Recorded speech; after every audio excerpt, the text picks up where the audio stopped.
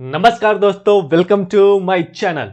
जैसा कि आप हमारे थंबनेल से देख चुके होंगे कि यहाँ पे आईआईटी हैदराबाद का पीएचडी नोटिफिकेशन जारी कर दिया गया है। तो बिना किसी देर के हम लोग सीधा इंस्टीट्यूट की वेबसाइट पे चलते हैं जहाँ पे उन्होंने पीएचडी नोटिफिकेशन जारी करा है और उसे हम लोग डिटेल में देखना शुरू करते हैं।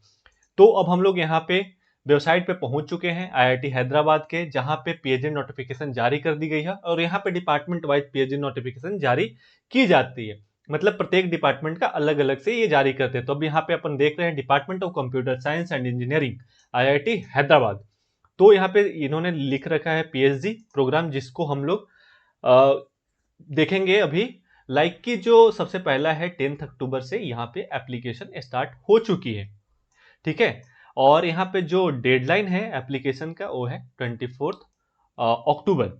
एंड यहाँ पे है हाउ टू अप्लाई। यहाँ पे please fill the application form. यहाँ पे ये रहा आपका एप्लीकेशन फॉर्म। आप इस पे क्लिक करके यहाँ से आप फॉर्म की फिलिंग कर सकते हैं। ठीक है। सबसे पहले यहाँ पे जो लॉगिन बटन है इस पे आप क्लिक कर देना। क्लिक करके आप यहाँ से रजिस्टर कर देना एंड रजिस्टर करके आप फिर लॉगिन करके फॉर्म को फिल कर देना। ठीक है। अब इसको अब अपन डिटेल में देखते हैं।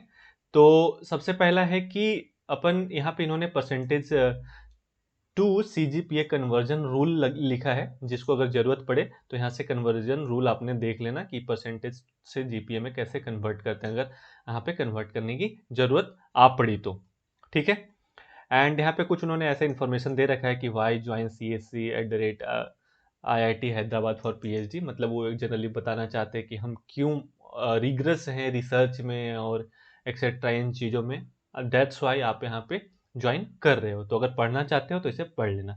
और यहाँ पे जो फाइनेंशियल असिस्टेंस की बात की गई है, full time PhD students are eligible to receive financial assistance.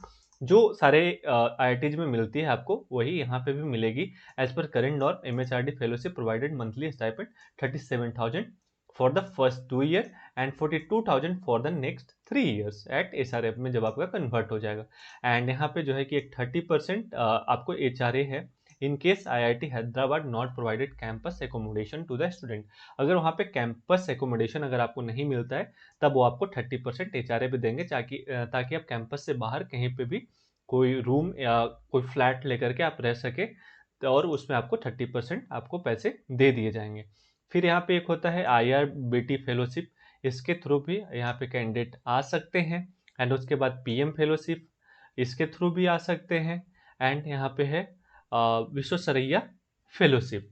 जैसे कि जो PMRF की अगर मैंने बात करा था वही वाला यहाँ पे है जो PM फेलोशिप है। एंड ये है IRBT IDRBT sorry. Okay. And यहाँ पे और लोग भी आ सकते हैं, जैसे जो इंडस्ट्री फेलोशिप वाले and project funded fellowship and institute provided financial assistant to present their research paper in international and national venue during their PhD program. मतलब यहाँ पे आपको इंस्टीट्यूट फाइनेंशियल असिस्टेंट देगी जब आप कहीं पे भी किसी पेपर को नेशनल या इंटरनेशनल कॉन्फ्रेंस में लेके जाओगे। तो इनका कुछ प्रावधान होता है, वो एक बार आप देख लेना। And department brochure is available, इस पर क्लिक करके आप डिपार्टमेंट के ब्राउचर को पढ़ सकते हैं। ठीक है। लाइक कि ब्राउचर देखा जाए तो ये रहा ब्राउचर, जहाँ पे इन्होंने सारा चीज़ मेंशन करा है कि इनके यहाँ भी बीटेक में 191 स्टूडेंट्स हैं, मास्टर्स में 160 हैं एंड पीएचडी में 62 हैं। टोटल 413 की स्ट्रेंथ है डिपार्टमेंट ऑफ CSE का IIT हैदराबाद में। ठीक है। ओके। एंड यहाँ पे फैकल्टी क्या है, रेगुलर 20 हैं, 20 में से एक फुल है, 9 एसोसिएट हैं एंड 10 असिस्टेंट प्रोफेसर हैं एंड एडजंक्ट एक है। ठीक है। और यहाँ पे लाइक इन्होंने कैटेगरी वाइज डाल रखा है कि मेल और फीमेल कितने। तो इस प्रकार से अगर आप पढ़ना चाहते हो तो एक बार पढ़ लेना। ठीक है। अब उसके बाद अपन सीधा चलते हैं एलिजिबिलिटी पे। तो कहता है कैंडिडेट विथ बीटेक, यानी कि बीटेक को भी अलाउ करा गया है, बी को भी एंड BS को, MSc को, MCA degree in any discipline and having a MTech, ME, MS degree in CSE, IT, AI, data science, ECE, EE can apply if they meet the following criteria। अगर आप इनमें से किसी भी criteria को fulfil करते हो तब आप यहाँ पे अप्लाई कर सकते हैं। लाइक कि यहाँ पे जनरल या OBC जो क्रीमी लेयर से होते हैं वहाँ पे क्या है क्राइटेरिया। तो सबसे पहले बीटेक या BE या MSc MCA अगर कर रखा हो तो आपको 6.0 CGPA या उससे अबव मिनिमम होना चाहिए। या तो फिर आपने MTech या ME या MS इन CSE, IT से या एआई से या डेटा साइंस से या ईसी से या ई से करा हो, तब भी आपको यहाँ पे 6.0 सीजीपीए या उससे अबव चाहिए होगा। एंड रिजर्वेशन कहाँ पे है, तो ओबीसी जो नॉन क्रीमी लेयर है, कैटेगरी से बिलोंग करते हैं, उनको यहाँ पे थोड़ा सा रिलैक्सेशन हो जाता है, लाइक कि आपको 5.4 सीजीपीए की ही जरूरत पड़ती है। ठीक है, अगर आपके एमटेक में भी सेम ही 5.4 सीजीपीए उससे अबव है, तब भी आप यहाँ पे एलिजिबल हो जाते हो। एंड वहीं पे रिजर्वेशन कैटेगरी एससी एसटी के लिए और भी कम हो जाता है, लाइक कि जो 5.1 सीजीपीए अगर है या उससे अबव भी है, तब भी आपको यहाँ पे अप्लाई कर सकते हैं।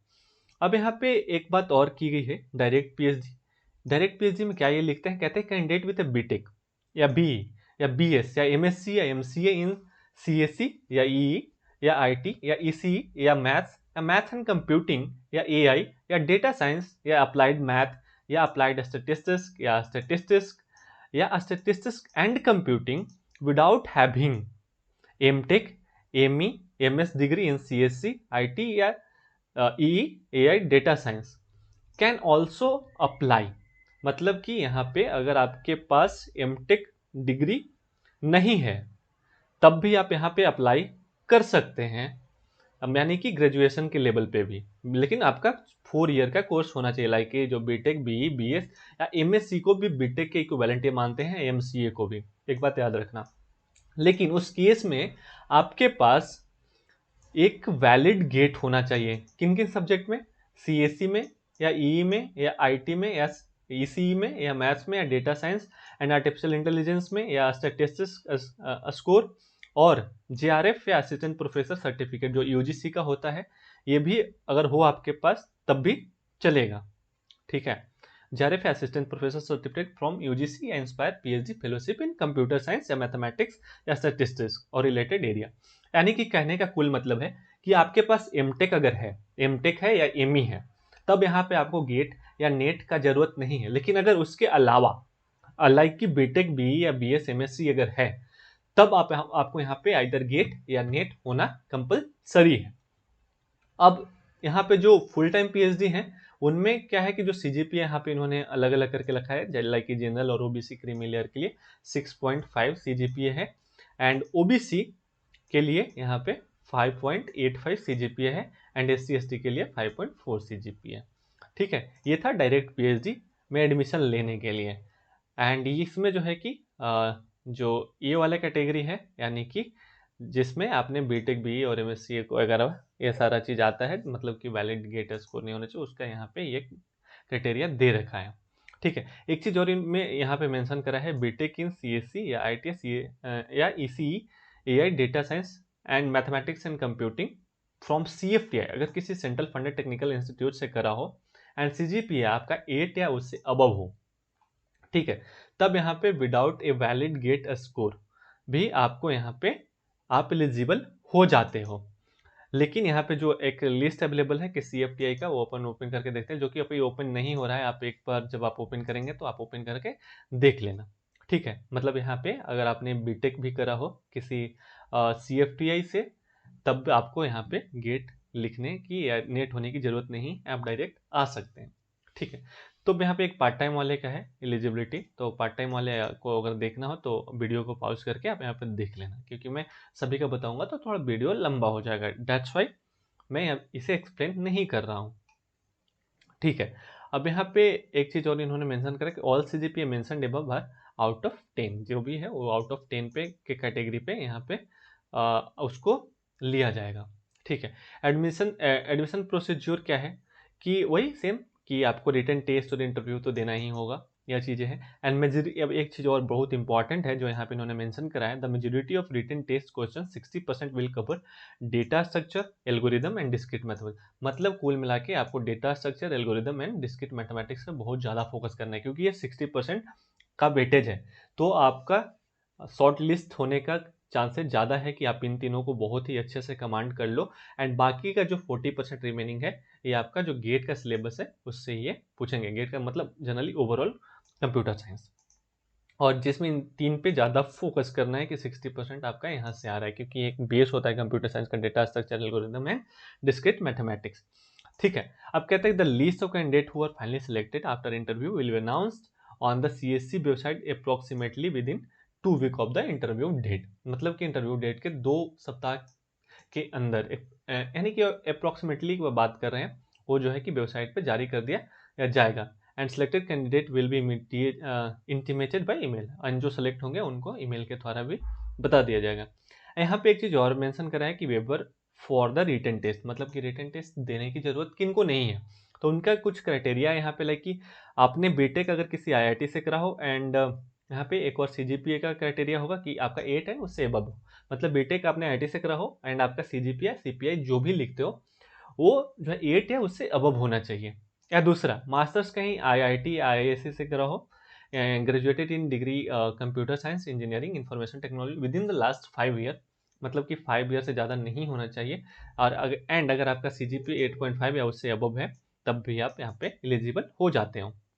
या फिर बैचलर्स या मास्टर्स हुए pass the GATE exam in the discipline of computer science within the last 5 year with GATE score, अगर 800 से या 800 या उससे अगर अबव है आपका गेट स्कोर और आपने बैचलर्स या मास्टर्स कर रखा हो, तब भी आप यहाँ पे रिटन टेस्ट देने से बच सकते हैं। आप सीधा सीधा आपकी इंटरव्यू ले जाएगी। एंड जो कैंडिडेट इस कैटेगरी से बिलोंग करते हो, मतलब कि अगर आपको रिटन टेस्ट से छुटकारा चाहिए कि मतलब ओके मैं इन एलिजिबिलिटी को फुलफिल करता हूँ, तब आप यहाँ पे ये वाली फॉर्म फिल कर देना। ठीक है, ये फॉर्म है, इसे फिल कर देना। Okay, and document and certificates for verification during interview के टाइम पे लाइक कि एक आपका एसओपी यहाँ पे चाहिए। ठीक है, describe the reason of pursuing PhD, which research problem area the candidate find interest and why, मतलब कि जनरली आप कौन सा रिसर्च प्रॉब्लम पे जनरली आपका एक बहुत ज़्यादा मतलब आप नीच पे नहीं बट एक ओवरऑल जो आपका रिसर्च एरिया होगा उसमें कर रहे हैं, आपको बताना पड़ेगा। एंड आपको इसमें कैसे इंटरेस्ट आया ये आपको उसका रीजन जो है आपको बताना पड़ेगा आपको अपने एसओपी में। ठीक है, the following certificate are to be produced by the candidate in original at the form at the time of interview for verification, जब वेरिफिकेशन होगी तब आपको ओरिजिनल डॉक्यूमेंट्स आपके साथ होने चाहिए जो भी अभी तक आपने क्वालिफाई करा हो, लाइक डिग्री डिप्लोमा सर्टिफिकेट और provisional certificate from the competent authority of the university or institute concerned। ठीक है, in case of candidate whose result are awaited, producing the marksheet, ठीक है, या grade card will be sufficient। आपको अगर मान लो कि आपने अवेटेड है, रिजल्ट अवेटेड है, तब उसका मार्कशीट वगैरह भी आप चल जाएगा। However, if the selected they have produced the certificate mentioned for above all the time of admission, all marksheet या ग्रेड जो भी आपके पास अभी तक कराया सभी आपके पास होना चाहिए। अगर कोई सर्टिफिकेट कोई कैटेगरी क्लेम करते हो ओबीसी एससी एसटी का तो भी लगाना है, अगर स्पॉन्सरशिप हो तो उसके लेटर लगाने हैं, एंड अगर कोई पब्लिकेशन है कोई पेपर आपने करा हो तो पेपर भी वो लगा देना। एंड अगर आप कोई पार्ट टाइम हैं और अगर एम्प्लॉय है तब उसके लिए नो ऑब्जेक्शन सर्टिफिकेट भी आपको लगाने पड़ेंगे। एंड टीए रिम्बर्समेंट डिटेल्स, ठीक है, यानी कि ट्रेवलिंग के लिए जो लाइक कि आपने जो इंटरव्यू देने के लिए अगर आप गए होगे तो उसका जो कॉस्ट है वो यहाँ पे आपको रिम्बर्स कर दिया जाएगा। यहाँ पे इन्होंने कहा है कि सेकंड क्लास यानी कि रिजर्व स्लीपर का यहाँ पे आपको उसका सारा चीज़ डिटेल देना होगा, उसके साथ साथ आपको वो पैसे पे कर देगा institute, like train number coach number ticket number fare paid and date of journey station from, ये सारा वहाँ जाके आप पता कर लेना कैसे क्या करना है।